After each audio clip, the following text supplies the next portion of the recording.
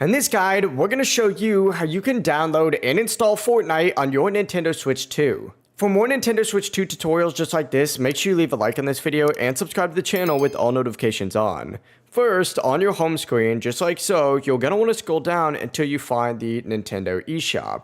Go ahead and open this up and then select the Nintendo account that you would like to use. Once you get loaded in, you'll see this left-hand section over here is going to have a search and browse option. Simply go ahead and click on that and then click on it again and type in Fortnite. Hit the little plus button on your Nintendo Switch 2 and then go ahead and click on the Fortnite option. From here, you'll be presented with an option that'll either say free download, which you just need to go ahead and click, or if you previously had Fortnite on your Nintendo Switch 1, you'd be able to re-download it directly from there. In my case, I'm going to go ahead and re-download it here, but if you do have the free download option, simply go ahead and click on that, and it'll begin downloading for you. If you have any questions, feel free to ask us down in the comments below, but it really is as simple as that. You may even get a thank you message confirming your purchase. To get back to the home screen, simply tap on that home button and then you'll see Fortnite on this option.